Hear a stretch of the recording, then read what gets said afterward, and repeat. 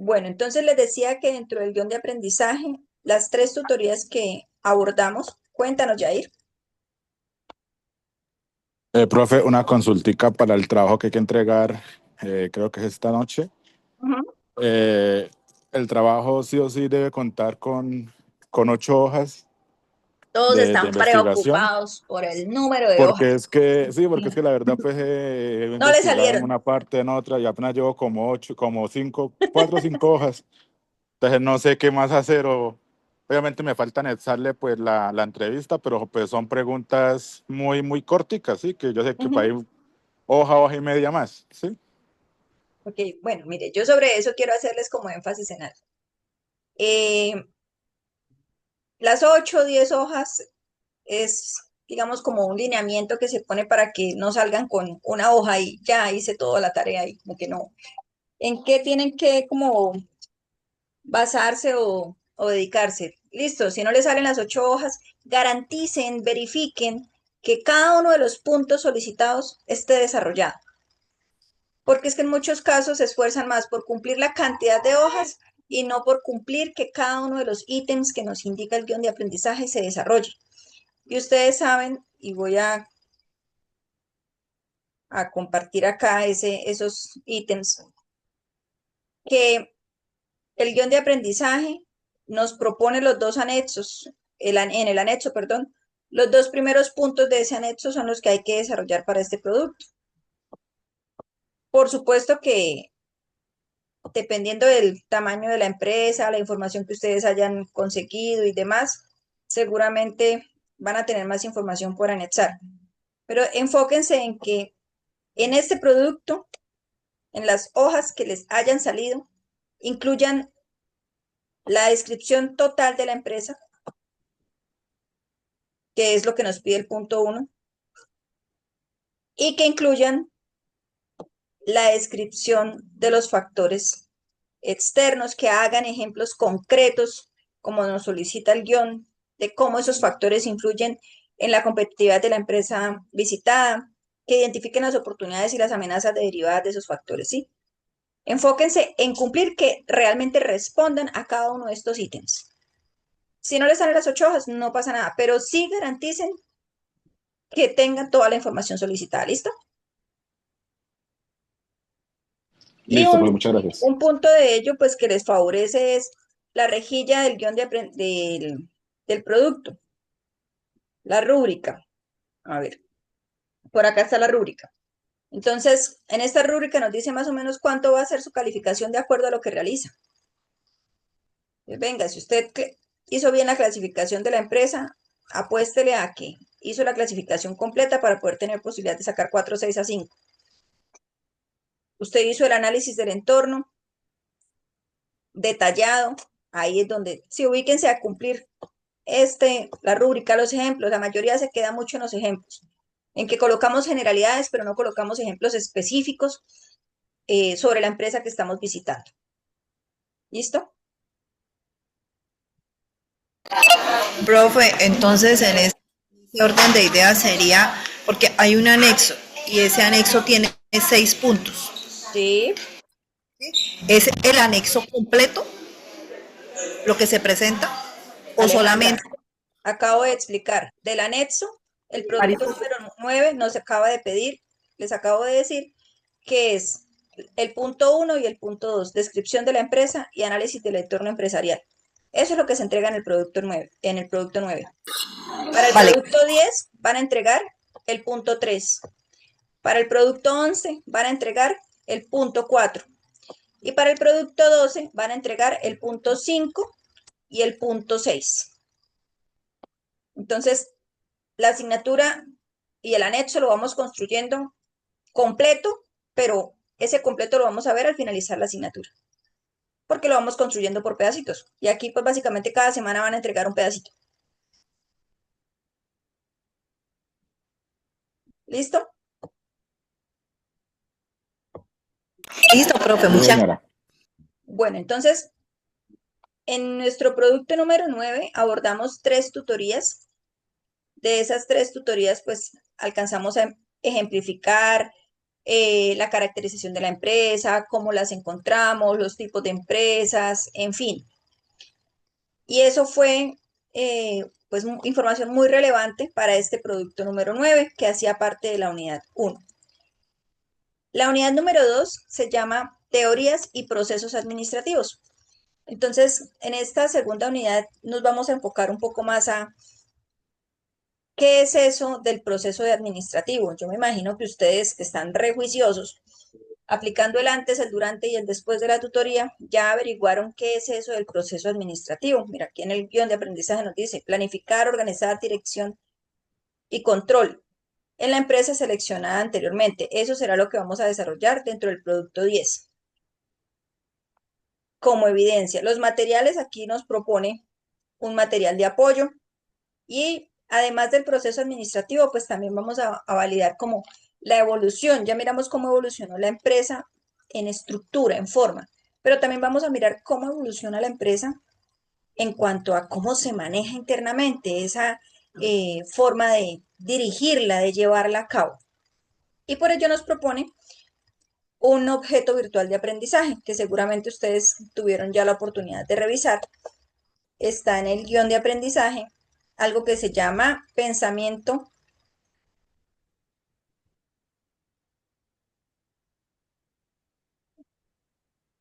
historia del pensamiento administrativo.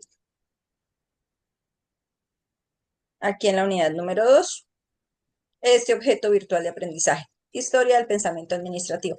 Entonces vamos a empezar abordando este objeto virtual de aprendizaje. ¿Qué nos trae?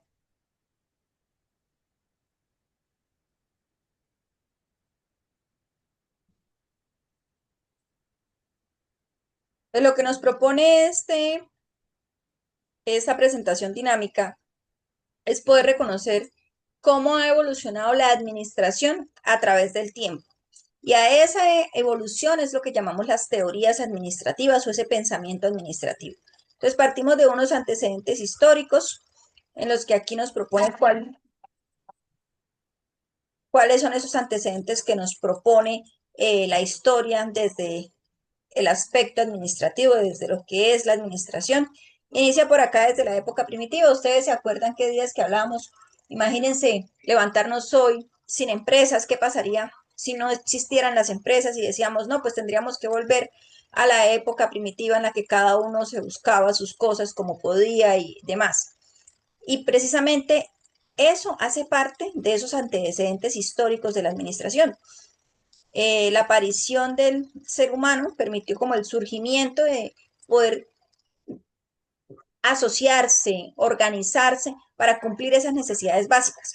Y eso nos ubica desde la época primitiva y pequeños cambios que se dieron o momentos históricos de la historia, el periodo agrícola, la antigüedad grecolatina, la época del feudalismo y la revolución industrial es la que ya como que nos marca y nos da un paso diferente a qué es una empresa, qué es realmente eh, esa organización bajo un concepto, una estructura con lo más parecido a lo que hoy conocemos en día.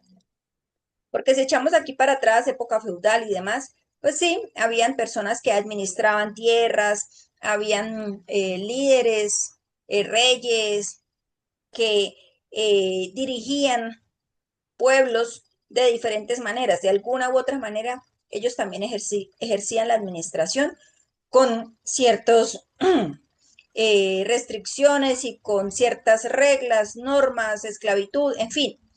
Pero en la revolución industrial es cuando vemos de alguna manera que ya no se habla tanto de ese esclavo, sino empezamos a mirar de un trabajador, de esos empleados que están dentro de las empresas y cómo esa revolución industrial transformó la industria precisamente y pues dentro de ello la forma de trabajar de las personas. ¿Qué saben ustedes de la revolución industrial?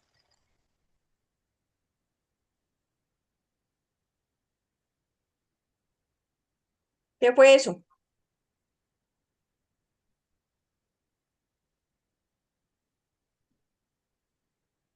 Aparecieron formas de producción en serie, ¿no? Entonces ¿Mm? ahí es cuando hablamos de Henry Ford y cosas así por el estilo. Sí, señor, muy bien. ¿Y por qué aparecieron esas formas de producción en serie? porque se necesitaba ser más eficiente y más competitivo, ¿no? Entonces, de por sí también, digamos, hay empresas como John Derek y esas cosas que también hacen parte de la revolución industrial y que las han tenido que llevar, o sea, nacieron en una parte, pero las llevaron a otra parte donde podrían ser más productivos. Gracias, José. Bueno, precisamente la revolución industrial se da, no quiere decir que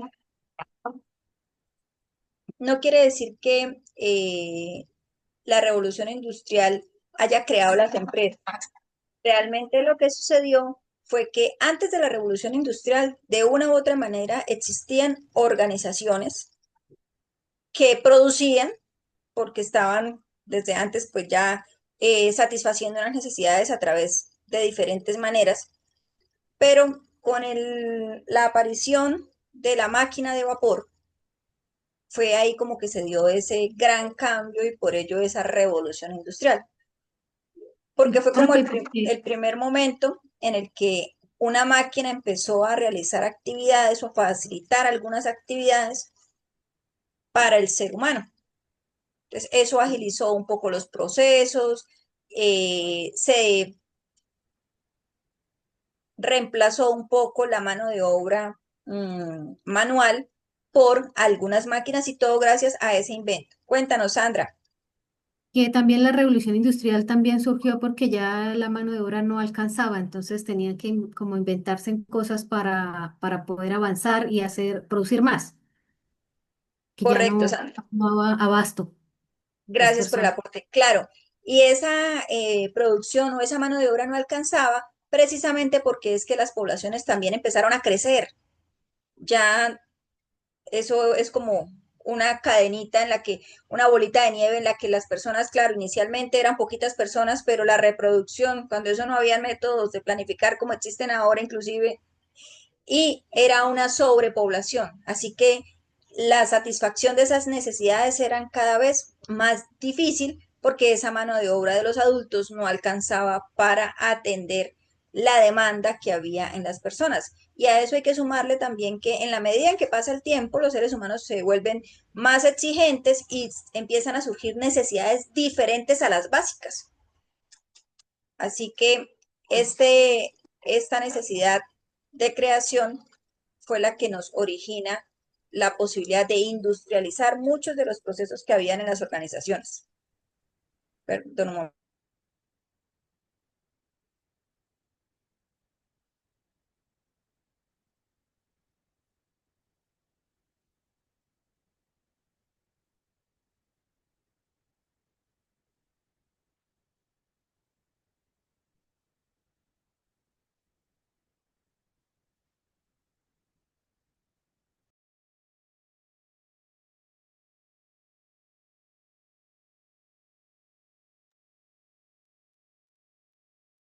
Bueno, entonces esa revolución industrial realmente no es que cree las empresas, sino que es donde se empieza realmente a ver una producción como la que conocemos hoy. Obviamente, ahorita ya los procesos de producción han cambiado muchísimo, han seguido evolucionando, pero todo se dio a raíz de esa primera máquina que aparece y permite generar, como lo dijo el compañero, producción en serie de diferentes productos anteriormente, y si somos de pueblo aún más lo vemos, ir a comprar ropa en un almacén y no muy lejos, póngale usted unos 30 años, eh, podíamos encontrar en un pueblo pequeño las personas casi que uniformadas, porque todos compraban o lo que se producía más o menos era lo mismo.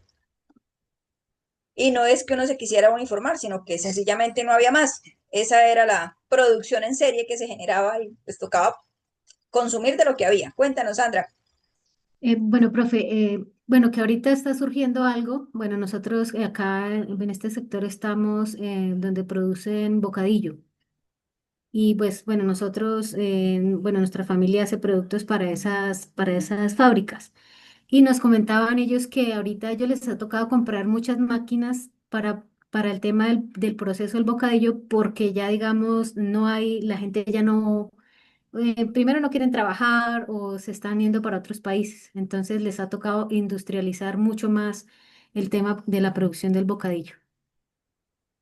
Ahí hay dos factores que influyen mucho, Sandra, y es, primero, pues ya nuestros hijos no se vislumbran o no se imaginan en una fábrica de estas haciendo ese trabajo manual. Duele verlo de esa manera, pero como que un trabajo donde me tenga que ensuciar las manos ya no es atractivo. Anteriormente, inclusive, ese era como un legado de familia. Si mi papá trabajó en Bocadillo, yo voy a trabajar en Bocadillo, y ese era como lo que se mantenía, y se mantenía esa mano de obra. Inclusive conversando con otros profesores eh, de por qué es tan difícil el acceso a la educación superior a el campo, a zona rural o a los pueblos más pequeños. Y no es porque no hayan opciones de acceder, es porque las familias o la cultura aún está arraigada. ¿Para qué se va a ir a estudiar? Porque es que ir a estudiar implica perder mano de obra de la casa, de lo que hemos vivido toda la vida. Y esas cosas, pues difícilmente se están pasando ahora de generación en generación. Y vamos, usted lo menciona el bocadillo. Ayer con otra persona lo mencionaba sobre la lana. Recuerdo cuando estuve en Nopsa, cómo las abuelas cogían y hacían el hilar de lana. Pues eso realmente es poco atractivo para una niña, un niño hoy día. Entonces son cosas que han ido evolucionando. Eso, un factor.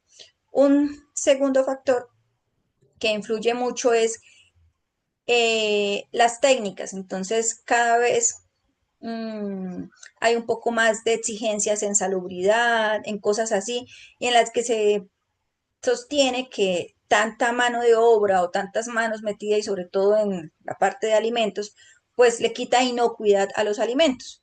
De ahí la necesidad de tener que industrializar a través de diferentes máquinas o demás donde haya menos acceso humano al alimento para evitar la contaminación de dichos alimentos. Entonces, fíjense cómo las dos cosas van como en esa contravía, y no pensamos tal vez que esos que tenían el legado pueden aprender a continuar con el legado, pero de una manera tecnificada, que eso es lo que está buscando de alguna manera muchos de los programas del área de la agroindustria, para que las personas no salgan de sus poblaciones, que puedan tecnificar o aprender para continuar con su legado cultural y comercial de la zona, pero bajo una forma tecnificada.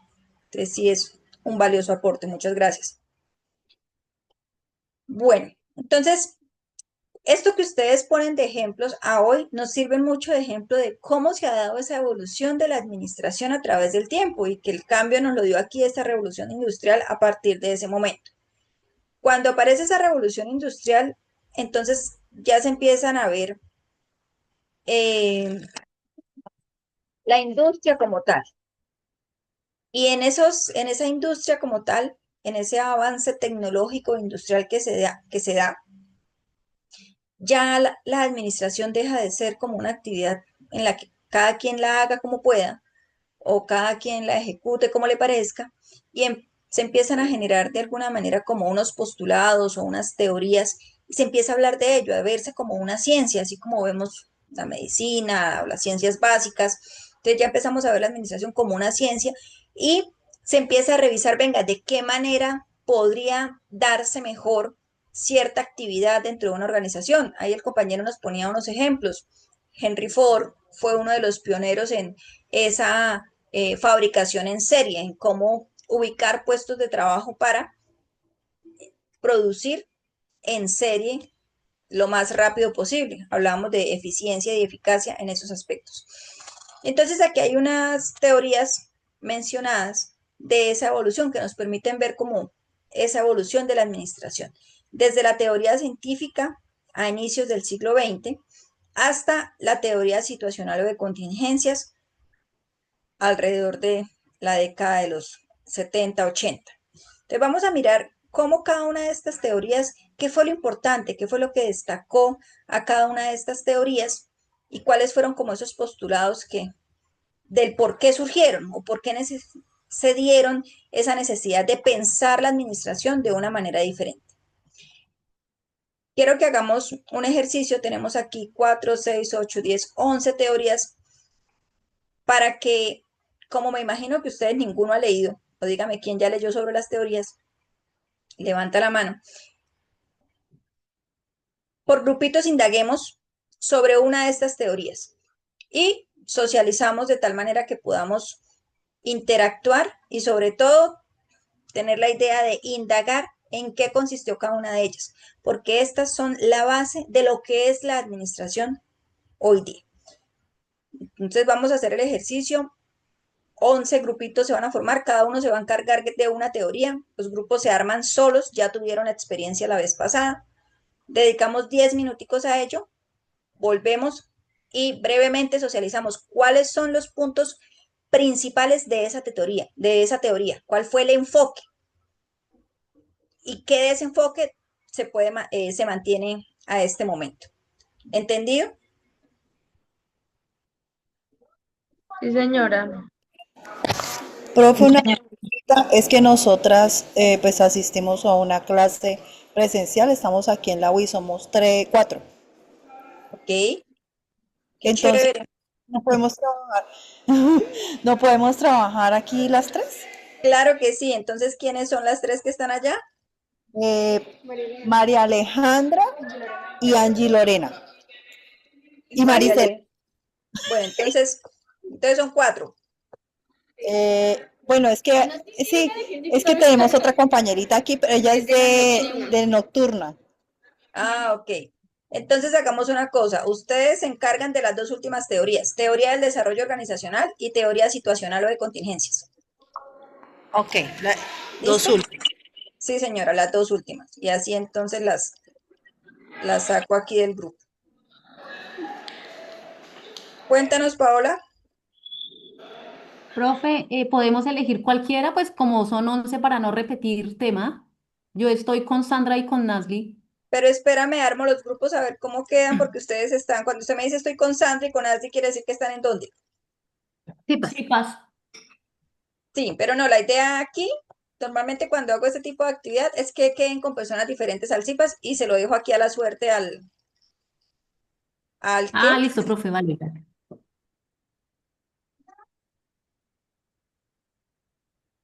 Entonces ya les digo cómo quedamos. Bueno, en el primer grupo, Jair, Karen y Valentina, teoría científica. Segundo grupo, Carmen, Dayana y Carol, teoría burocrática. Tercer grupo, Alejandra Jiménez, creo que es la que está presencial. Sí, profe. Entonces quedan ahí Nasli y Rubén Darío con la teoría clásica. Elsa Lorena y Heidi y José Uceda, teoría humanística. Angie Yurani, Gabriela y Juan Dueñas, teoría estructuralista. Dayan Lorena, Laura Camila y Melissa, teoría sistemática. Diana Barajas y Paola Escobar Marín, teoría neoclásica. Carolina Corredor, Mari Camacho, teoría del comportamiento. Ángeli González con Sandra Milena Contreras, teoría matemática. ¿Quedaron claros? Karen, cuéntanos. No te falté yo. Karen quedó en la primera, teoría científica. Karen Valentina. Vanessa Alcántara. Ginette Vanessa. Ni la recuerdo haberla mencionado. Profe, ¿no me has dado sala? Profe, yo igual, Valentina Puentes. Bueno, voy a enviar a los que ya nombré y ya reviso quiénes quedan. ¿Listo? Entonces se unen los que ya fueron nombrados a donde les corresponde.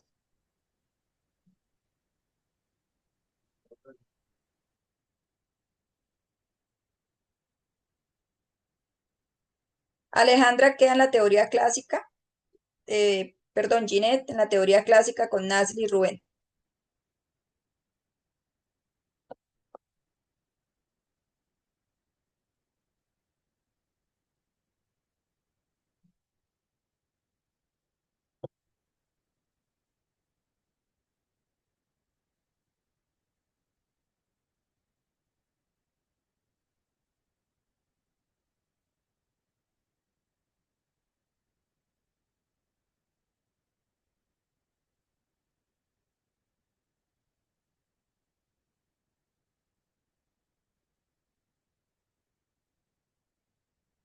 Juan no se ha conectado a su grupo, Jair tampoco, ya se fue Jair.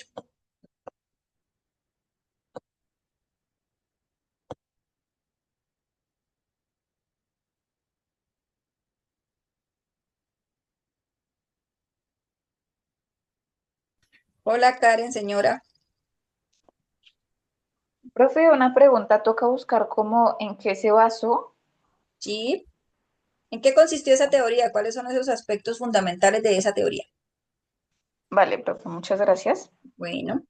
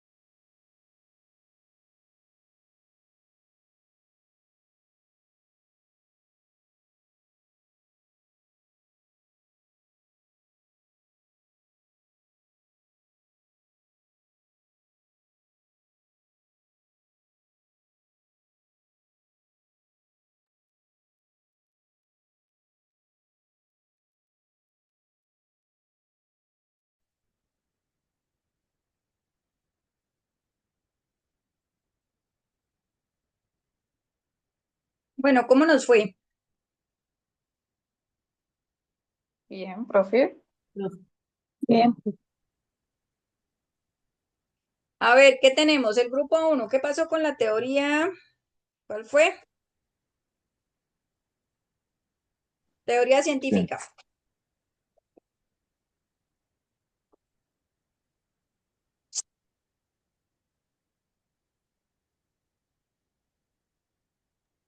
Bueno, profe. La teoría científica de la administración, Taylorismo, desarrollada por Frederick Taylor a principios del siglo XX, consistió en la aplicación de métodos científicos a la gestión industrial para maximizar la eficiencia y la productividad. Aspectos claves. Racionalización de trabajo. Estandarización de tareas mediante estudios de tiempo y movimientos. División y especialización. Separación estrictas entre la planificación y la ejecución. Selección científica.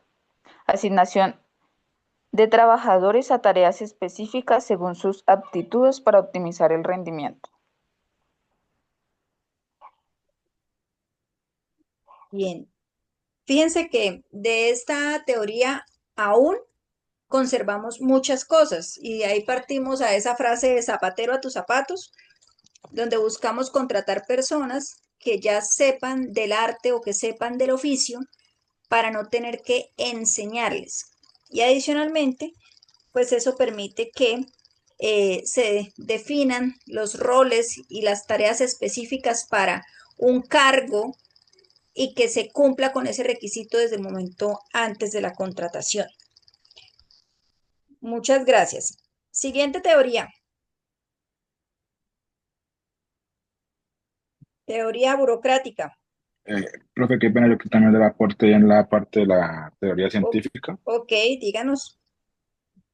Dice que el origen y teorías relacionadas tienen raíces en varias corrientes. La administración científica Taylor, que es estudio del trabajo humano mediante tiempos y movimientos y métodos. El principio de eficiencia y estandarización. Teoría general del sistema, que es la empresa como un sistema dinámico con entradas, procesos y salidas. Teoría de la decisión, que es el uso de modelos matemáticos y analíticos para tomar decisiones relacionadas. Comportamiento organizacional, que es el análisis científico del comportamiento humano dentro de la empresa. Y la gestión de basado en evidencias, o EBM, que es toma de decisiones usando la mejor evidencia disponible. Qué pena, compañeros, me quedé sin conexión. ¿Ya puedo dar mi aporte?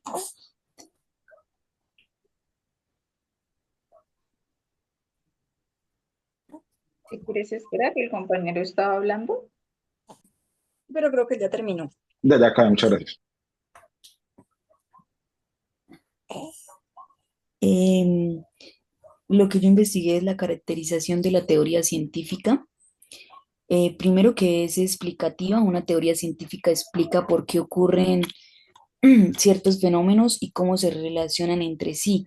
Segundo, es basada en la evidencia, se construye a partir de datos eh, comprobables, observaciones, experimentos, mediciones y análisis rigurosos.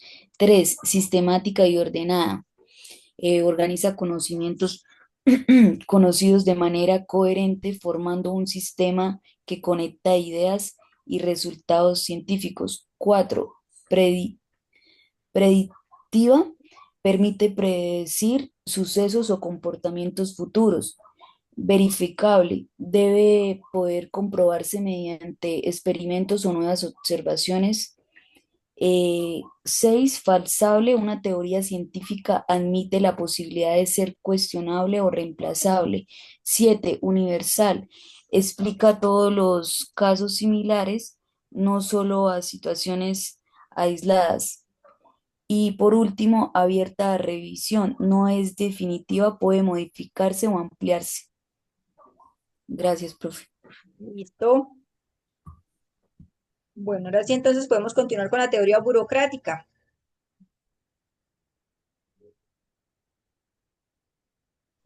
En la teoría burocrática, investigamos que la teoría burocrática es de Max Weber y que es una teoría que describe la estructura y el funcionamiento de las organizaciones y que se enfatiza en la importancia de la especialización, la jerarquía, las reglas y la impersonabilidad. Y se dio origen en Alemania a principios del siglo XX, y que fue un momento en el que Alemania estaba experimentando un proceso de industrialización y modernización, y esto llevó a que se crearan grandes empresas y organizaciones. Y también investigamos que esa teoría se inspiró en la burocracia prusiana, que era conocida por su eficiencia y eficacia y que se utilizó como modelo a seguir. Mi compañera tiene las características de esta teoría. Ok.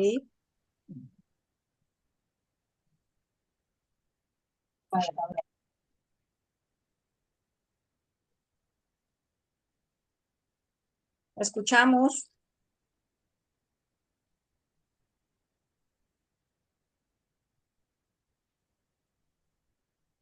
Profe, las características que yo encontré fue la de jerarquía de autoridad, división del trabajo, racionalidad y objetividad, normas y reglas, formalismo y relaciones impersonales, carrera profesional. Pero tengo una duda.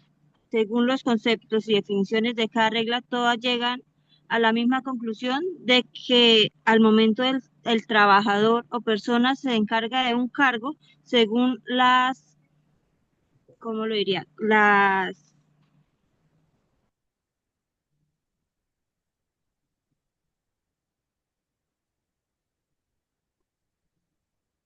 Según los conocimientos que él tiene, pero no entiendo cuál es la diferencia en sí. Bueno, la teoría burocrática, el propósito, digámoslo así, nosotros escuchamos mucho un término de burocracia cuando nos referimos a las empresas del Estado. Y pongo el ejemplo porque es donde tal vez más escuchamos ese término. Y en ese término burocracia, y lleva el enfoque, o viene de ahí, de esa teoría burocrática, es poder definir roles, cargos, líneas de mando para darle un orden a la organización. Y dentro de esas líneas de mando, lo que refiere es que el perfil para ocupar cada uno de esos cargos esté definido, que deba cumplir unos requisitos. A eso en sí hace referencia a la burocracia o a la teoría burocrática. ¿Qué ha pasado? Que a través del tiempo hemos ido transformando la burocracia en otros aspectos, en poder ver cómo teniendo un cargo más alto, ocupando un cargo más alto, estoy es por encima de los demás. Pero pues realmente ese no es el propósito de la burocracia. Entonces, de ahí la importancia de reconocer, venga, la teoría burocrática no es errada, no es dañina, lo que pasa es que ha sido mal interpretada.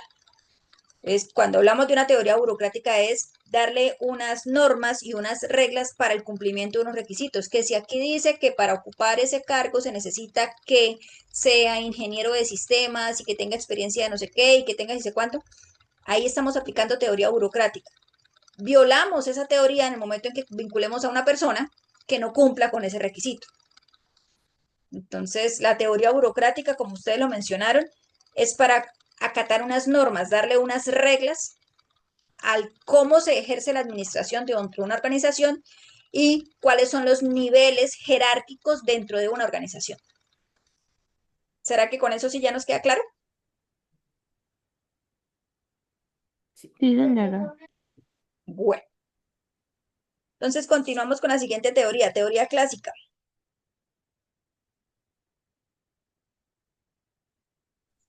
Buenos días para todos, profesora. La teoría clásica de la administración, según lo que investigamos en el grupo número 3, pues habla que se centra en la estructura de la organización y las funciones de la dirección. ¿La Para qué? lograr Perdón, una no máxima, lo entendí. se centra en la estructura de la organización y las funciones de la dirección, para lograr la máxima eficiencia en respuesta al crecimiento industrial tras la revolución industrial, liderada por Henry Fayol, quien propone un enfoque universalista y sintético que analiza la estructura anatómica y las funciones básicas como planear, organizar, dirigir, coordinar y controlar. Su énfasis está en la eficiencia a través de la división del trabajo y la jerarquía, aunque ha sido criticada por descuidar el factor humano. Pues habla que tiene unas características principales, que es el enfoque en la estructura para pues, la organización formal y la búsqueda de una estructura óptima para la eficiencia. La división del trabajo en diferentes equipos, las funciones administrativas, que pues fueron los que ya se mencionaron, que son las funciones básicas del proceso administrativo, el planear, organizar, dirigir, coordinar y controlar. Pues esto en el análisis que hicimos dentro del grupo de trabajo nos conlleva a que se le pudo dar pie a la raíz DOFA para poder analizar todos los ámbitos a los procesos que están llevando. Los principios de la administración sería otro punto, donde establece 14 principios como la autoridad, la responsabilidad, la unidad de mando, la disciplina, la subordinación del interés individual al interés general. El énfasis en la eficiencia, porque su objetivo principal era aumentar la eficiencia de la organización y la productividad de sus partes, sean órganos o personas. Muy criticada por el factor humano, toda vez que se centraba exclusivamente en la estructura de las tareas e ignoraba necesidades psicológicas y sociales de los trabajadores. Trayendo nuevamente el ejemplo que nos daba el compañero ahora de Henry Ford, pues analizábamos nosotros en el grupo que él pudo haber sido uno de las personas que aplicó esta teoría clásica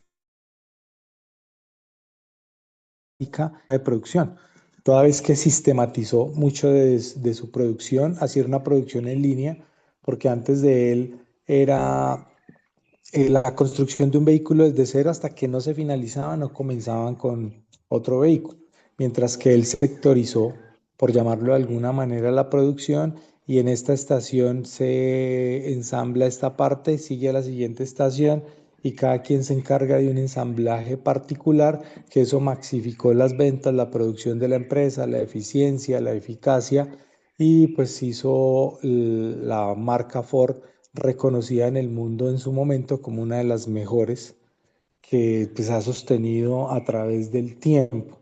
Y eso le permitió pues, generar mayores ingresos, poder tener el producto en menor tiempo ante la comunidad en general, ante sus usuarios y ganar todo ese terreno que otras empresas todavía no habían empezado a generar.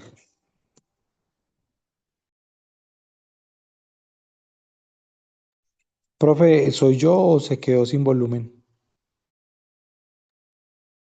Ya que muchas gracias, Rubén. Preguntaba que si había alguien más en ese grupo que nos fuera a decir algo. Bueno, entonces cierro. En esa teoría clásica, precisamente los postulados que enseñamos hoy sobre administración nos lleva a referirnos a esa teoría clásica, porque el proceso administrativo, ese planear, organizar, dirigir y controlar, sigue vigente y seguramente va a seguir vigente. Esos son como las 4 etapas que definen la dirección en una organización y esas funciones fueron como transversalizadas a toda la organización, que en toda la organización hay que hacer planeación, hay que hacer organización, dirección y control. Entonces, la teoría clásica tiene ese referente y es el que nos dio como ese resurgimiento, ese nacimiento de lo que aún conocemos hoy como concepto básico de la administración, que es el proceso administrativo. Efectivamente, ahí el señor Henry Ford fue el que empezó a dividir el trabajo, como a poder asignar por secciones qué es lo que se realiza en cada uno de ellos. Por supuesto, influye mucho las anteriores teorías, sobre todo la burocrática, en la que ya hemos definido unas funciones y unas normas, cuál es el alcance de cada uno, y en esa teoría científica de cómo es que se maximiza la eficiencia conociendo la información que ya tengo. poder tomar decisiones con la información con la que cuento. Eso es muy valioso. Listo, siguiente teoría. Teoría humanística.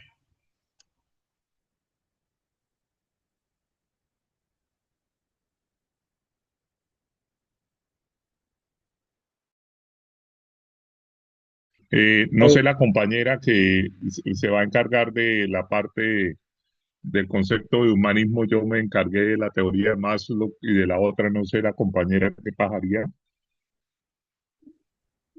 Profe, buenos días. Buenos días. Pues yo investigué que la teoría humanística dice que las empresas funcionan mejor cuando tratan bien a las personas, o sea, se enfoca en poner a la persona en el centro, entendiendo que un trabajador motivado, satisfecho y con oportunidades de desarrollo son la clave para tener una organización eficiente. O sea, esta teoría se basa más en el trabajador y en el beneficio del trabajador, que si tienen un trabajador bien cuidado y contento, la empresa funciona muchísimo mejor. Gracias. ¿Qué más tenemos? Entonces, yo entro a explicarle lo de la teoría de Maslow, profe, que es una pirámide, ¿sí? La ¿Es una qué? pirámide de la teoría, una pirámide, Ok. ¿sí? Entonces, si lo vamos a ver desde la parte que decía la compañía, que el empleado tiene que ser el centro, ¿cierto? Entonces, le voy a resumir ahí rapidito. Cuando una persona o un niño está pequeño, los padres le dan su crianza, le dan sus necesidades, le dan su techo, le dan todo, ¿cierto? Enseguida sigue la educación, ¿sí? Y con esa educación, después de que tiene la educación, sí, y estudia, entonces podrá ser ingeniero, podrá ser gestor empresarial o alguna cosa, y se gana una identidad ante la sociedad, ¿cierto? Con esa identidad ante la sociedad, posiblemente va a ir a trabajar a una empresa y esa empresa le va a dar la oportunidad de desarrollarse para, en base a eso, buscar la libertad ya cuando se pensiona o cosas así por el estilo, o si se vuelve empresario, entonces ya cuando tiene cierta edad se la delega a sus hijos y los hijos siguen adelante con la empresa. También la teoría de Maslow lo que quiere decir es lo que hacían ciertas empresas o hacen algunas empresas hoy en día, de pronto como la Drummond, que tiene una explotación en La Guajira, pero que tienen allá casas para que las personas viven, tienen el colegio para los hijos, tienen una alimentación, tienen un supermercado económico, tienen transporte, tienen todo ese tipo de cosas. Entonces, cuando el señor dice, yo voy a renunciar a la Drummond, no voy a renunciar a la Colombiana de Tabaco, porque antes esas empresas también le tenían casa, por decir algo, al administrador de la parte local. Entonces la señora le decía, no, no renuncie porque ¿cómo vamos a hacer para pagar arriendo, para pagar energía, para la educación de los hijos? ¿Cómo vamos a hacer para eso? Entonces, eso hace que se produciendo también porque le tienen una cantidad de garantías que no las va a encontrar solo en la calle o si se independiza. Eso más o menos es lo que yo entiendo de la teoría de Maslow. Perfecto. Mire que ¿Sí, aló? ese ejemplo que usted nos, señor, No, ya, profe, ya, calmado. ese ejemplo que usted nos pone de la Drummond, que lo sostiene inclusive Ecopetrol, que algunas empresas grandes, pues tal vez no dan todo, pero sí se mantienen algunas de esas cosas, en no solo el beneficio o pagar un salario al trabajador, sino involucrar a la familia para que la familia también sea una, un factor que pueda tomar decisiones en caso de que se aburrió, mijito, qué pena, pero le toca que se aguante porque es que si no mire esto y esto. Si ustedes buscan y los invito a que indaguen un poquito más allá, la historia de Hershey, la empresa de chocolate o el producto, la chocolatina esa de chocolate que es de Estados Unidos. El dueño de esa empresa quería sacar el mejor chocolate del mundo. Ese era el propósito de él cuando él inició. Y hay un documental súper bonito que es el que quiero que ojalá puedan dedicar un ratito y búsquenlo. Está en YouTube o en History. Eh, y él fue uno de los pioneros en, venga, quiero, para tener el mejor chocolate, debo tener a los mejores aquí. y el propósito de él era crear un pueblo en torno a su empresa.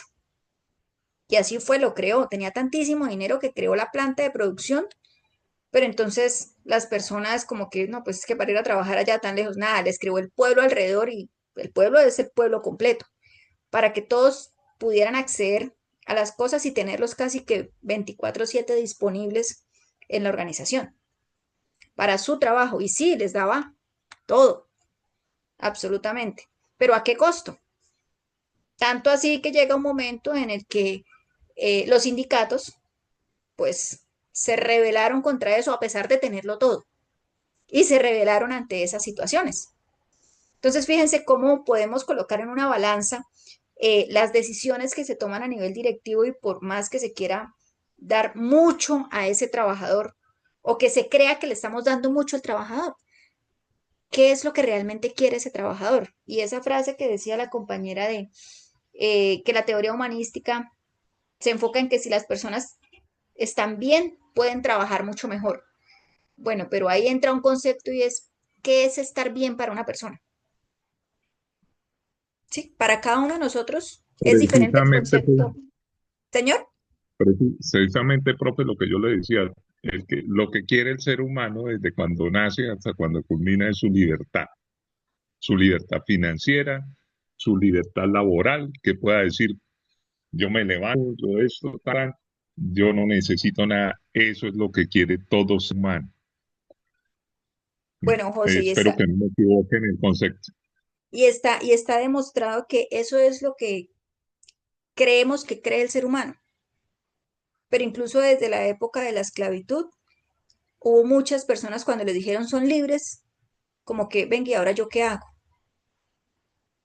Entonces es de qué manera hemos sido formados, y eso sucede dentro de las organizaciones, de qué manera han sido abanderados dentro de una organización que les crea ciertos arraigos o inclusive cierta necesidad de sentirse como esclavos o sentirse dependientes de. Entonces, en efecto, el ser humano es tan difícil de comprender que las necesidades de todos, de cada uno de nosotros es completamente diferente. Algo tan simple como estará el que le gusta la tutoría de las 7 de la mañana y estará el que no le gusta porque toca madrugar. Algo tan simple como eso. Entonces, sí, en esa teoría se influye mucho de, venga, tengamos en cuenta un poco al ser humano tratando de que él esté bien. Y más adelante en la siguiente teoría vamos a reconocer que no es solamente buscar que esté bien, sino, bueno, ¿y qué es lo que quiere cada persona en particular? Porque todos tenemos necesidades diferentes. Muy bien, muchas gracias. Pasemos al siguiente. Siguiente teoría. Sí, bueno, profe, Señora. yo también voy a hablar sobre la teoría de la humanización de Carl Rogers. Ok. Dice que para ello significa humanizar, significa crear las condiciones necesarias para que cada persona pueda desarrollarse plenamente, ser auténtica y vivir de manera concluyente con su verdadera experiencia interior. Él también nos indica que para él qué significa para él humanización. Se vuelve más auténtica, se vive de manera más concluyente, entiende lo que se siente, piensa y se hace. Se desarrolla la autonomía y el autoconocimiento, construye relaciones más empáticas y honestas. Se transforma en una persona plenamente funcional. Para él, un contexto de la humanización para él es en la salud, ¿sí? Que la relación profesional y paciente se basa en el respeto, en la escucha activa y en la comprensión. Se favorece la dignidad y la autorresponsabilidad del paciente. En esto también se habla sobre la empatía que debemos tener nosotros con las demás personas y de pronto ponerse en el lugar de la otra persona, ¿sí?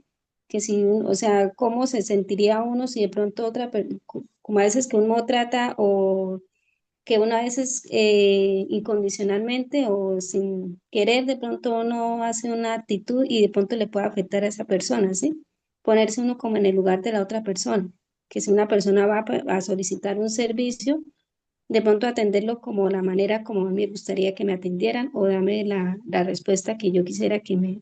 Sí, porque muchas veces uno va, por ejemplo, a una cita médica o algo, ¿sí? De pronto uno va o las personas van al médico sí, que el médico le dé alguna, por ejemplo, una enfermedad que le dé una solución y hay muchas veces que los médicos no dejan ni hablar al paciente o a veces uno, sí, o sea, a veces se falla en eso.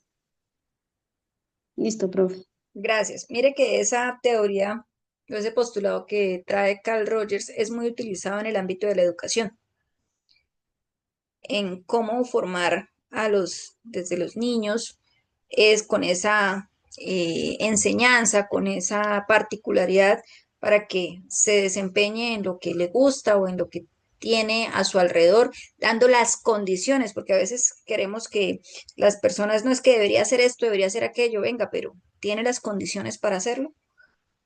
Sí, cada uno de nosotros seguramente, si estamos estudiando aquí en esta modalidad, no la desmerito absolutamente para nada, pero en muchos casos el sueño o el principio de las personas es poder estudiar, dedicar el tiempo completo para estudiar, asistir a una institución, a un establecimiento, unas instalaciones. Esa es como la filosofía que nos venden que es el deber ser. Y seguramente nosotros, y me incluyo porque también estudié a distancia, solo que en ese entonces pues las tutorías eran presenciales y tocaba ir a la universidad, pero no hay mucha diferencia entre lo que ustedes están viviendo ahora, en las que tenemos unas tutorías también, en unas jornadas, en unos horarios, solo que no estamos dentro de una universidad. Para nosotros nuestra universidad en este momento es esto. Entonces decimos, cuando nos dan las condiciones, seguramente tenemos la oportunidad de mostrar lo que realmente somos. Y seguramente hay muchas personas en las que no encuentran esas condiciones o no se les ha propiciado esas condiciones y eso sucede a nivel laboral. Queremos que el colaborador haga más de lo que le corresponde, pero puede ser muy bueno tal vez haciendo informes o analizando datos, pero el computador que tiene es arcaico y el Excel se le demora 2 horas para abrir. Entonces, ¿dónde están las condiciones? En cosas tan simples como esas. Bueno, entonces ahora sí sigamos con la siguiente teoría, teoría estructuralista. Buenos días, profe. Bueno, nosotros nos reunimos, encontramos, digamos, varios pensadores que sostienen esta teoría, ¿sí? Está Ferdinand de Suar y bueno, ahí hay Claude Lévi-Strauss, bueno, unos nombres ahí bastante complejos, pero veíamos que esta teoría estructuralista nos dice que para entender algo hay que mirar cómo están organizadas todas las partes y cómo se relacionan entre sí, no cada cosa por separada. Es decir, que las cosas funcionan como un sistema y que lo importante de una estructura es lo que une. Entonces tomábamos como ejemplo sencillo un rompecabezas que no se entiende visualmente cuando tenemos una sola pieza, sino que necesitamos ver cómo se van encajando todas las piezas para poder entender la imagen. ¿Sí? Entonces, basado en ello, hablando de una teoría estructuralista en una empresa, pues la empresa está conformada por varios áreas, varios sistemas, que lo que hacen es organizarla, estructurarla, para que de ahí salgan unos buenos resultados. Entonces, eso es lo que nos da como soporte la teoría estructuralista, que todo debe verse de una manera más amplia y no solo enfocarse en una sola cosa. Ok, muchas gracias. ¿Algún otro aporte en esta teoría?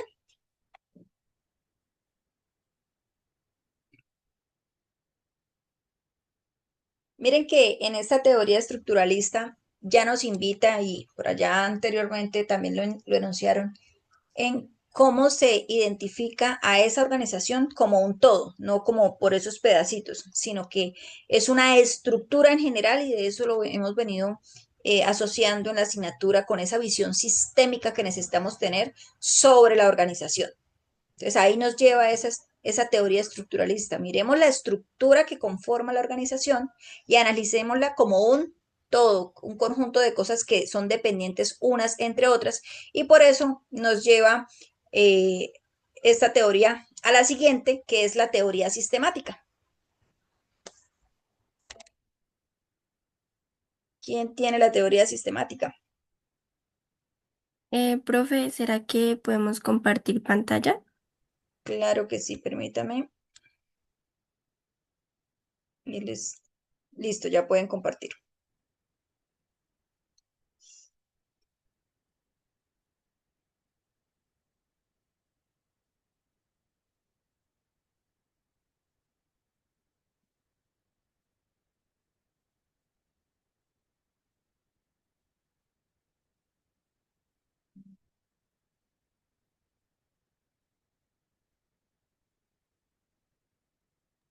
Bueno, pues en la teoría sistemática nosotros quisimos hablar sobre el concepto, un ejemplo de esta y al aplicar esta teoría, ¿qué podemos obtener? Entonces, pues el concepto de la teoría sistemática es que esta es como un equipo en donde todas sus piezas son importantes, que son como las personas, los procesos, los recursos, y esas trabajan juntas para lograr un objetivo común, que es entender cómo se relacionan y cómo se afectan entre sí para que todo funcione bien. Vamos a hablar sobre un ejemplo que utilizamos un salón de belleza y mi compañera les va a explicar. En este caso usamos, ¿me escuchan?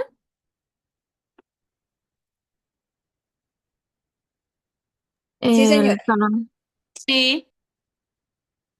un salón de belleza que estaría conformado por componentes del sistema que serían los aparatos y todo eso, el personal, los estilistas, recepcionistas, servicios, el corte de cabello, tratamientos faciales, etcétera, los clientes, proveedores.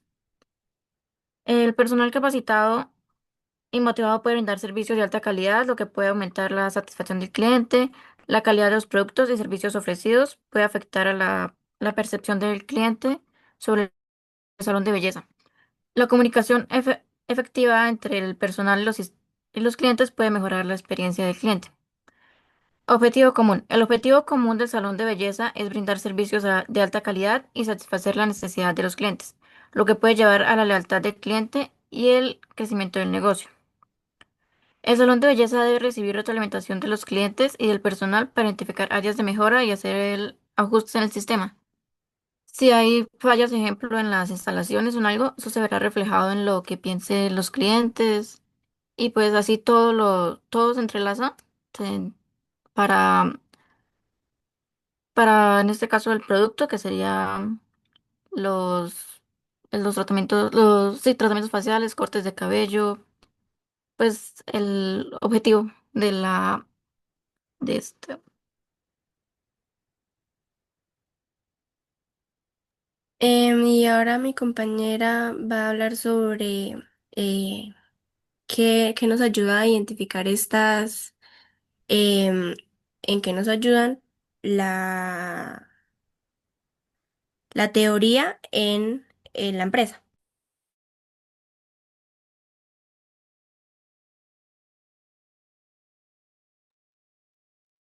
Sí, señora, continúe. A mí me correspondió al aplicar la teoría sistemática del salón de belleza, puede identificar áreas de mejora en el sistema, mejorar la comunicación y la colaboración entre los componentes del sistema, aumentar la eficiencia y la efectividad en la prestación de servicios, mejorar la satisfacción del cliente y la lealtad, aumentar la rentabilidad y el crecimiento del negocio. Todo esto es como buscar mejoras para mejorar todo lo que tiene que ver con lo de los salones de belleza.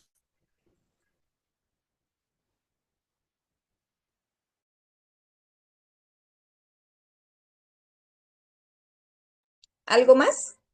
No, señora. Bueno, entonces fíjense que, como les decía, esa identificación de las diferentes áreas que se articulan entre sí son las que nos trae esta teoría sistémica o sistemática, en la que buscamos que la organización es un todo y es sobre la que hemos trabajado permanentemente y seguramente vamos a seguirlo haciendo. O sea que si bien la administración evoluciona, no quiere decir que se vayan descartando postulados anteriores.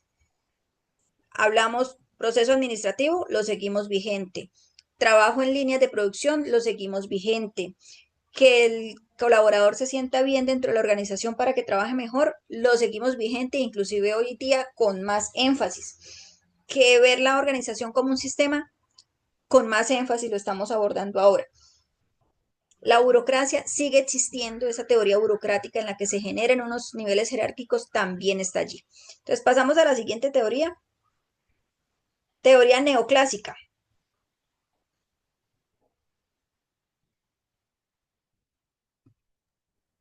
Profe, aquí yo.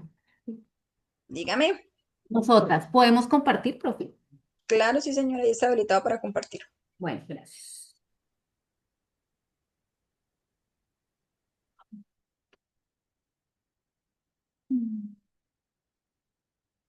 Bueno, profe, nosotras hablamos de la teoría neoclásica. Encontramos que la teoría neoclásica se enfoca en la administración práctica buscando resultados y objetivos concretos mediante un enfoque ecléctico que combina principios clásicos con ideas de otras teorías administrativas.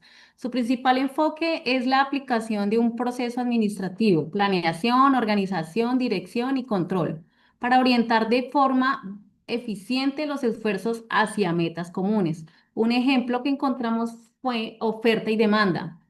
En una panadería suben el precio de las donas porque muchísima gente las está comprando. El mercado ajusta precios según la demanda. El enfoque principal de la teoría neoclásica, encontramos varios, entre ellos énfasis en la práctica y los resultados, proceso administrativo, objetivos claros, enfoque eclético. Bueno, entonces les voy a hablar del el énfasis en la práctica de los resultados. Este dice que a diferencia de la teoría clásica, se centra en la eficiencia del trabajo. La neoclásica se enfoca en la eficacia, es decir, en hacer el trabajo que conduce a los objetivos de la organización. El proceso administrativo se basa en las funciones clásicas de planeación, organización, dirección y control, que se ven como un ciclo interrelacionado y vital para alcanzar las metas. Objetivos claros busca la administración por objetivos, donde se establecen metas específicas como guía para la organización. Y el enfoque ecléctico no se limita a una sola escuela, sino que integra elementos de otras teorías, entre ellas la clásica, científica, de relaciones humanas, etcétera, para adaptarse mejor a las necesidades modernas y cambiantes de las organizaciones. En cuanto a las que se mantienen actuales, encontramos el proceso administrativo, que en ella vemos la planeación, organización, dirección y control, siguen siendo los pilares de la gestión en casi todas las organizaciones. La definición de objetivos nos habla de la importancia de establecer metas claras para orientar los esfuerzos del grupo en una práctica universalmente vigente. La descentralización habla de la distribución del poder y la toma de decisiones a diferentes niveles organizacionales. Es una tendencia actual en la gestión. Participación y liderazgo es la inclusión de los empleados en la toma de decisiones y en fomento de un liderazgo facilitador, reflejan principios modernos de gestión.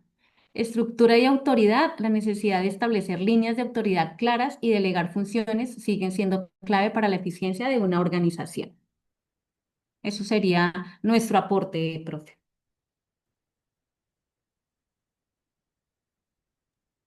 Fíjense que aquí retomamos el proceso administrativo con una leve diferencia. En la teoría clásica nos hablaba de 5 etapas: planear, organizar, coordinar, dirigir y controlar. Aquí nos elimina el coordinar y nos quedamos en 4, que es lo que estamos abordando actualmente, así como lo mencionó la compañera.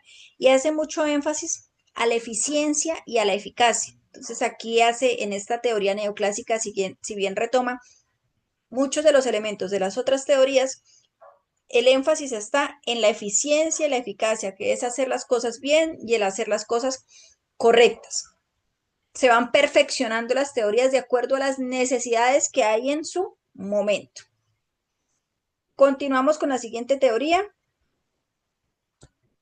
y es la teoría del comportamiento.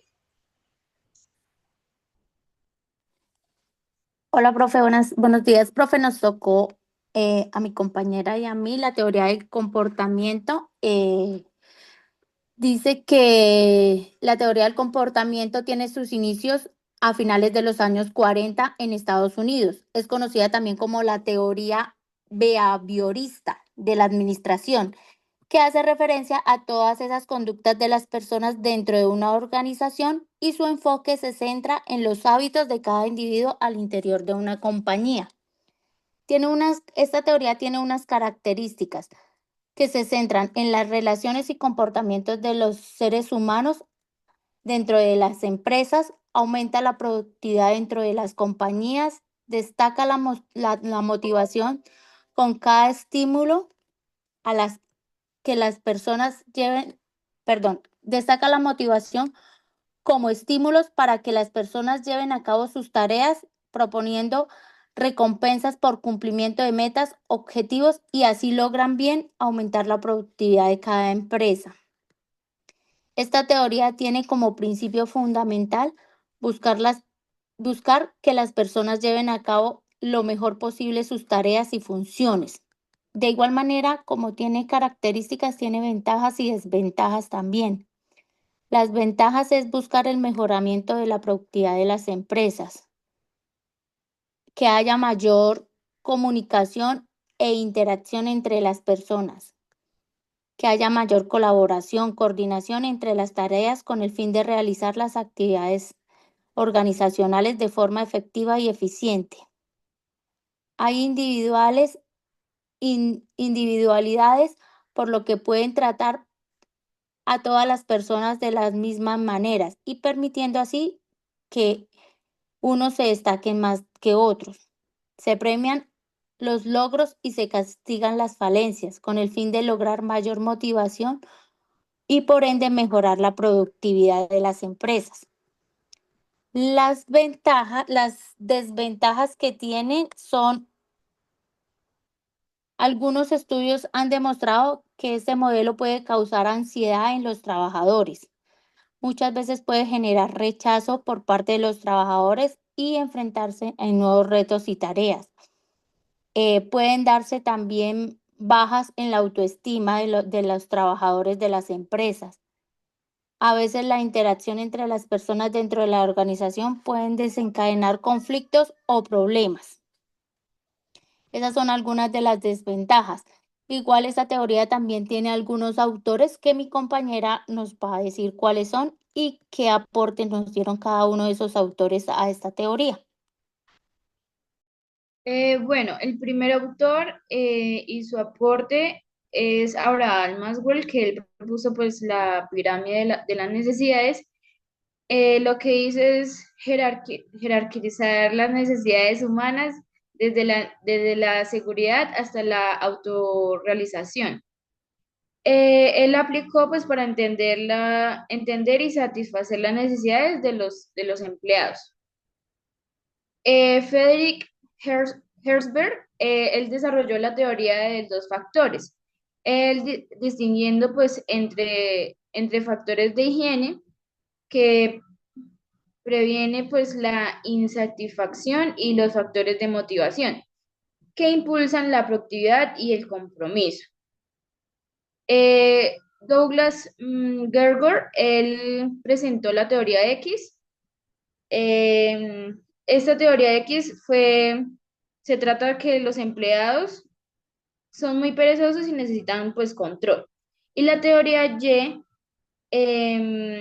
esta indica que los empleados son creativos y se autodirigen. Él propone que, bueno, es una gestión más democrática y flexible. Y Herbert Simon se considera pues el fundador de la teoría conductista y él enfatizó el estudio en la toma de decisiones y la racionalidad limitada.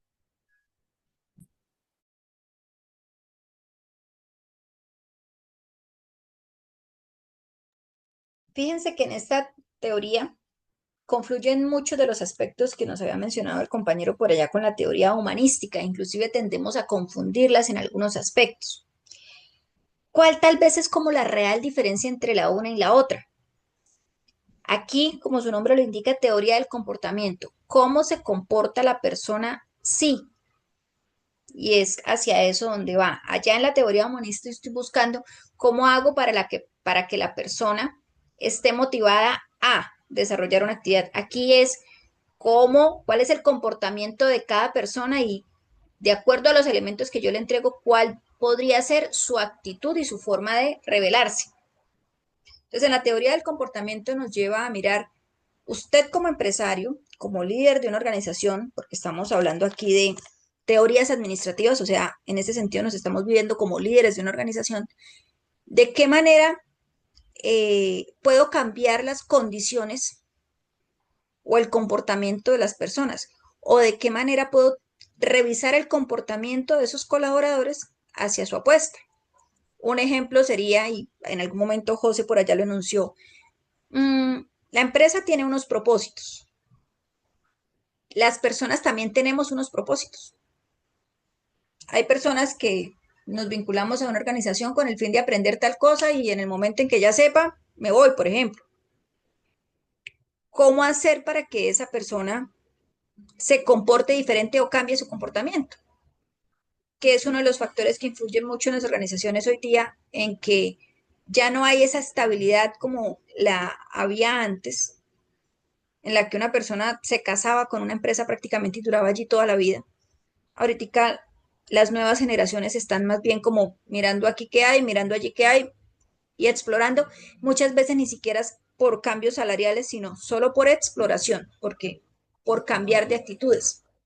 Para otros nos cuesta mucho más trabajo cambiar laboralmente porque nos arraigamos a algo. Entonces, si la expectativa de la empresa es una y la expectativa del ser humano es otra, ¿cómo se puede alinear esas expectativas empresa-colaborador para que su comportamiento ejerza una presión o una fuerza que le permita hacer más a ese trabajador?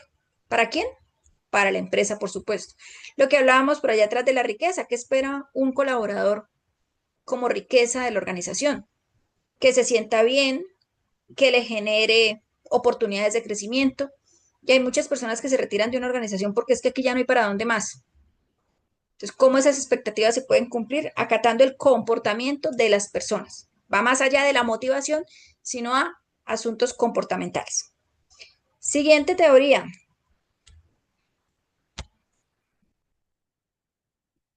Teoría matemática. Nos quedan ahí 3 minuticos para cada una. Hola, buenos días, profe, compañeros. Mucho gusto. Mi nombre es Angeli González. Estoy con la compañera Sandra. A nosotros nos tocó la teoría matemática. Bueno, lo que encontramos en nuestra investigación es un enfoque cuantitativo para la toma de decisiones administrativas, basada en un modelo matemático, estadístico y técnicas de optimización, la cual surgen especialmente con la investigación de operaciones. También logramos encontrar que es un conjunto de modelos, técnicas y herramientas matemáticas que se utilizan para analizar, planear y tomar decisiones dentro de las organizaciones. Su objetivo principal es optimizar recursos, reducir costos, predecir escenarios y mejorar la eficiencia de los procesos administrativos. En esencia, es la aplicación de la matemática para resolver problemas reales de la gestión empresarial. Logramos ver que la teoría de las matemáticas también fue creada no por uno, sino por varios autores. Entre ellos se destacan John Bond y Oscar Morgenstern en el año 1947. Porque es importante la teoría de las matemáticas en la administración, que permiten las empresas que sean más competitivas, que usen mejor su presupuesto, reducir la incertidumbre, planear a largo y corto plazo y también detectar problemas y oportunidades. En pocas palabras, la teoría matemática es una gran herramienta para el proceso en la administración de empresas, donde nos ayuda también a facilitar muchos puntos en medio de la administración. Profesor, vuelo poco que investigué, va a seguir mi compañera Sandra. Okay. Sí, sí, señora, como decía mi compañera, sí, la matemática surge también pues para cuando empezaron a crecer las empresas, para empezar a organizarlas mejor. También investigué que en la Segunda Guerra Mundial hubieron muchos científicos que crearon varios sistemas para, digamos, para la logística de ellos, para hacer sus inventarios, las investigaciones de las operaciones que ellos hacían en la Segunda Guerra Mundial. Y muchas de estas técnicas que crearon en ese entonces las aplicaron a las empresas. Surge porque a medida que las empresas van creciendo, se sale de control el tema digamos, del personal, de lo que hay que hacer, de optimizar muchos procesos. También una de las cosas que aporta de la teoría matemática es que, digamos, al utilizar los computadores, el sistema mejora muchísimo porque adoptamos muchas, digamos, modelos, digamos, por ejemplo, para llevar una estadística mejor, mejores investigaciones, para, digamos, llevar un inventario. De por sí surge es por eso, porque había muchos sistemas que estaban muy desordenados y a lo que crecen las empresas, pues surge la necesidad de crear sistemas matemáticos.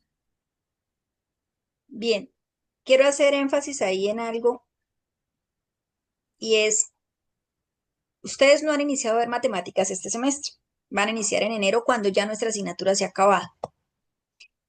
Precisamente la matemática que ustedes van a abordar, y no solo matemática, porque van a encontrar matemáticas básicas, matemáticas financieras, administración financiera, costos, contabilidad.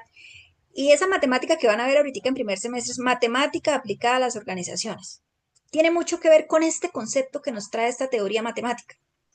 Y es que las matemáticas nos permiten cuantificar. Pues cuando hablamos de matemáticas, básicamente nos referimos a números. Pues en ese entonces era todo lo que tenga que ver con números era matemática. Ustedes inicialmente dijeron también que la estadística y no sé qué, bueno, todo eso, lo que tenga que ver con números, nos permite medir por la exactitud. Y ese propósito dentro de las organizaciones, como bien lo decía Sandra, para organizarlas en la medida en que iban creciendo. Y más que organizarlas es para poder tomar decisiones con fundamento. Anteriormente las decisiones se tomaban un poco más como que es que tengo una corazonada de que nos va a ir bien por acá. A ver, de corazonadas, ¿qué tal en este momento las empresas tomar decisiones con corazonadas? Es mucho más fácil tener estadísticas. De ahí que hacemos estudios de mercados, que hacemos investigación de operaciones, que estudiamos los procesos cuantitativos dentro de la organización, las finanzas, hay razones para definir cómo estamos financieramente. Todo eso es parte de la teoría matemática. Poder tomar decisiones con elementos que permitan tomar esas decisiones, con un antecedente y una revisión de los datos. Y hoy día eso ha tomado mucha más relevancia, el análisis de datos.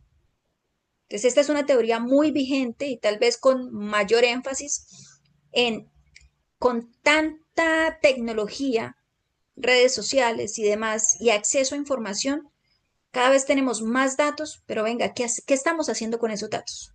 ¿Cómo estamos interpretando esa información? ¿Para qué nos sirve esa información que estamos recolectando? ¿O solamente la estamos recopilando por recopilar? ¿Cuántas encuestas nos llegan a nuestro correo electrónico, al WhatsApp o por los diferentes medios a que contestemos? ¿Qué va a hacer la empresa con esos datos? ¿Sí? Ahí hay teoría matemática. Muchas gracias. Las últimas dos teorías, las compañeras que están por aquí en la universidad. Aquí presentes. Bueno, tenemos la teoría del desarrollo organizacional o DEO. Ella tiene un enfoque planificado y sistemático para gestionar el cambio en la organización con el fin de mejorar su efectividad y el crecimiento. Se considera el talento humano como un pilar para la mejora, fomentando la participación activa de los empleados. En ese proceso de desarrollo tenemos un primer paso que es el diagnóstico organizacional, donde se analiza la situación actual de las empresas para identificar fortalezas, debilidades, oportunidades y amenazas. En el segundo paso vemos la planificación de intervenciones que diseña estrategias y acciones específicas para abordar las áreas de mejora identificadas en el diagnóstico. En el paso número 3 es la implementación, en el cual se ejecutan las intervenciones planificadas, involucrando a todos los niveles de la organización y gestionando el cambio de manera efectiva. Y en la parte número 4 tenemos la evaluación y retroalimentación, en el cual nosotros evaluamos el impacto de las intervenciones implementadas y los ajustes en el proceso según sea necesario para mejorar continuamente el desempeño organizacional. Y hablando de los antecedentes del desarrollo organizacional, se dice que en la década de 1950, Kurt Lewin, un psicólogo social, fue pionero en el campo del desarrollo organizacional al aplicar los principios del movimiento de relaciones humanas al cambio organizativo.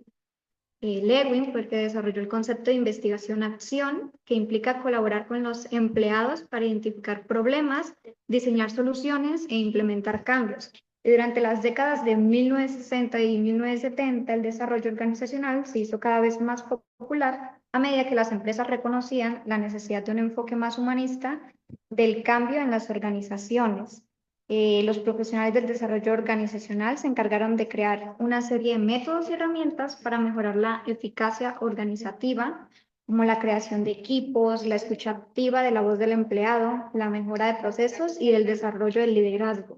Y desde entonces, el desarrollo organizacional ha seguido evolucionando, adaptándose a los cambios en el panorama empresarial y desarrollando nuevos enfoques para el cambio. Y pues hoy en día el desarrollo organizacional es un campo establecido con una amplia gama de herramientas y métodos disponibles para ayudar a las organizaciones a mejorar su eficacia, optimizar sus procesos y alcanzar sus objetivos.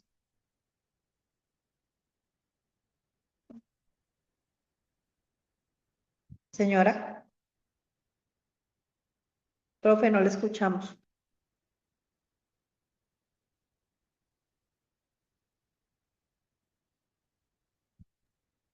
Ya. Y sobre la teoría situacional,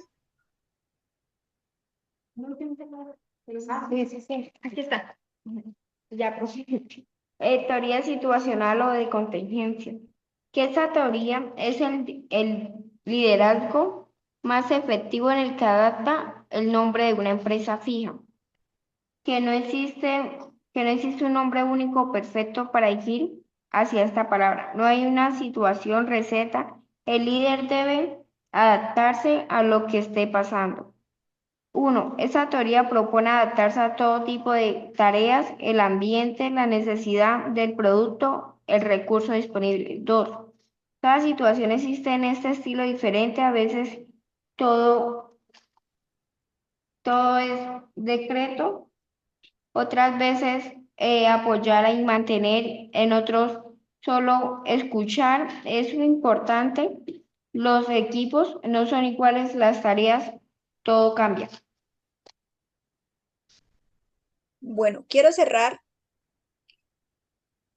con esta última teoría y retomando esa del desarrollo organizacional. Fíjense cómo aquí nos une esa teoría humanística con la teoría del comportamiento, con la teoría neoclásica, en la que la búsqueda de las empresas ha de ser cómo desarrollamos a las personas, porque ese desarrollo permite que la organización también surja y se desarrolle positivamente.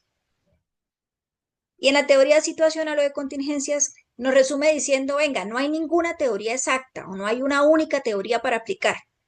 Dependiendo de la situación, se puede optar por una u otra teoría. Si yo tengo colaboradores muy empoderados, seguramente les voy a permitir tomar iniciativa y que ellos sean propositivos y demás. Pero si no los tengo, pues el líder ha de cambiar su estrategia para poderlo hacer. Entonces, fíjense que si bien tenemos una gama de teorías que han evolucionado a través de la historia, ninguna de ellas pierde vigencia y casi que nos aplicaremos siempre esa teoría situacional en la que, dependiendo de cuál sea la condición con la que contemos en la organización para ejercer el liderazgo, se tendrán que tomar ciertas decisiones. Después de esos enfoques tradicionales de la administración, que son los que nos traen hoy, tenemos enfoques modernos. Enfoques modernos de la administración. Que ya nos hablan de la administración de la calidad, de la excelencia empresarial, la gerencia del servicio, la reingeniería, el benchmarking, el outsourcing. Entonces son estrategias o diferentes enfoques y tal vez el más arraigado es la administración de la calidad. Y por eso hablamos de las diferentes normas ISO, sobre cómo las empresas implementan esos estándares de calidad. Y es lo que conocemos hoy. Así que las teorías administrativas nos invitan a articulemos todo lo que conocemos de nuestros antepasados, de nuestra historia, para ponerla en práctica en lo que hoy estamos ejecutando. Entonces, chicos, yo espero que nuestra actividad de hoy haya sido muy productiva, que esto nos permita ir teniendo herramientas para el siguiente producto que nos habla de el proceso administrativo de la empresa que visitaron y que se enfoquen en estudiar ahora el proceso administrativo, que es el planear, organizar, dirigir y controlar. Feliz fin de semana, que descansen. Iniciaré con el otro grupo. Gracias. Gracias, Gracias, profe. Gracias, profe. Buen día. Ustedes. Profe, una preguntita. ¿Con su merced no tenemos más clase hoy?